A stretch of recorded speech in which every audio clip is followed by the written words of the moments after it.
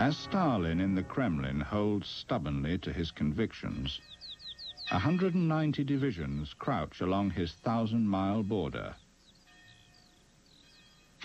including 3 million of Germany's finest, veterans of Poland and the Western Front. They attack, as Stalin was warned, at dawn on June the 22nd, achieving total surprise.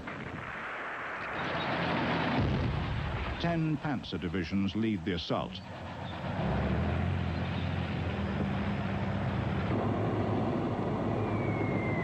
Luftwaffe bombs target the sleeping Soviets in their barracks. For thousands of sleepers, morning never comes.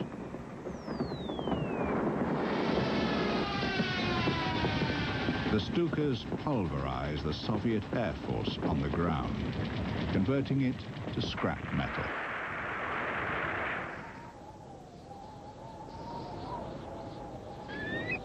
In 24 hours, the Red Air Force loses 1,200 planes, most of them sitting ducks. Hundreds of tanks, thousands of field pieces, never fire a round. Whole divisions are carpet-bombed. German panzers thrust 50 miles a day. The carnage is catastrophic. 28 Soviet divisions are obliterated. The Red Army is a spent force. Stalin receives the news inscrutably. The disaster is too stunning to grasp.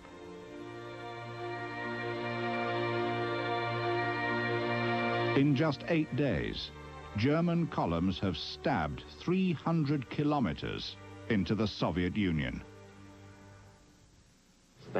Stalin did not know it yet, but on the 6th day, an officer from the General Staff, reporting on the situation, declared the German panzer columns had been spotted east of Minsk. Imagine that, on the 6th day, east of Minsk. Stalin was amazed to such an extent that he was in a state of profound psychological shock. What do you mean, east of Minsk? You've got something mixed up.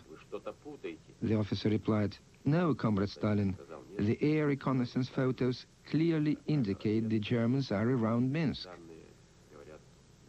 Stalin also saw Zhukov at the People's Defense Commissariat and gave vent to his fury at the defense leadership. After that, he returned to his residence at Kuntsevo and did not appear for more than 2 days. No one knew what he was doing. And only when a State Defense Council was set up did the Politburo in its entirety come to him. Stalin even stepped backwards, because he thought they had come to arrest him, which is what he would have done in their place. The blame for this failure had to be pinned on someone. That was his method. But Molotov said, "Comrade Stalin, we have set up a State Defense Council. You must head it, and it's necessary to act." Isolated in the Kremlin, the embattled Stalin has little cause for optimism. The beheading of his officer corps has deprived him of his most urgent need, good military minds. His schemes and intrigues are all crashing about his ears. Soon it will be German shells. An entry in the diary of General Halder, chief of the German High Command, reads, "The offensive of our forces, it seems, was totally unexpected by the enemy. The border posts across the river were taken without fighting and are fully intact. Some units were caught in the barracks with their pants down, while forward units asked their commanders what to do." In a broadcast heard nationwide, a shaken Stalin on the war's 12th day makes an emotional appeal to the Soviet people. Comrades, citizens, brothers and sisters, I appeal to you, my friends. The treacherous attack by Hitlerite Germany on our homeland is continuing. Is the Soviet government at fault? Of course not. The German advance is inexorable.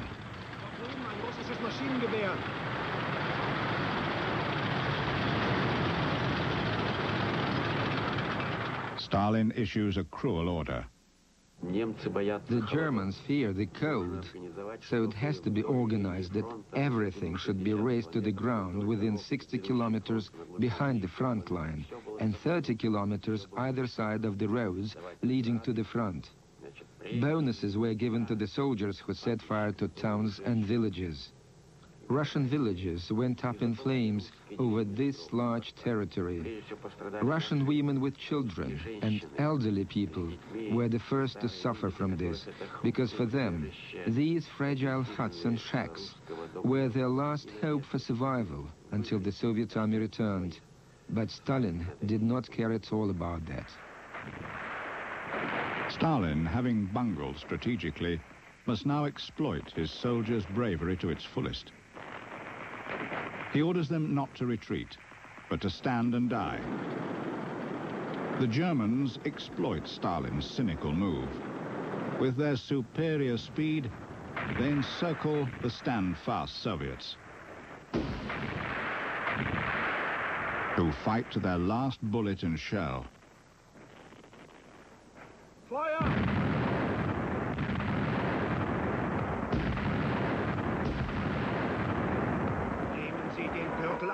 With ammunition gone and ranks wasted, surrender is their only option. More than 3.5 million Soviet prisoners are taken in the first 6 months of the war. Hände hoch! Their condition is heartbreaking. Stalin's response is his infamous Order Number 270, which brands all prisoners as traitors. An ironic judgment against men whose only fault has been to follow Stalin's orders. The conditions were horrible. Much of it the fault of Stalin, who refused to subscribe to the Geneva Convention on treatment of war prisoners. Moreover, he was practicing what he said. I have no prisoners of war. I have only traitors. Such was Stalin. German Reichsminister Rosenberg reports to Field Marshal Keitel. Of 3,600,000 prisoners, only a few thousand are able to work. The majority die of hunger or exposure, thousands of typhus. Most camps have no shelters, no protection from the rain and snow.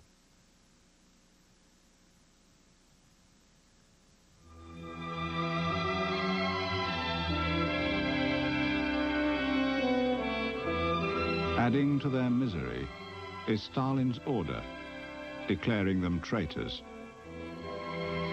The order promises that Red Army soldiers who give themselves up will be hunted down and executed. Captured Red officers will be considered deserters. They will be hanged. Their wives and children will be imprisoned.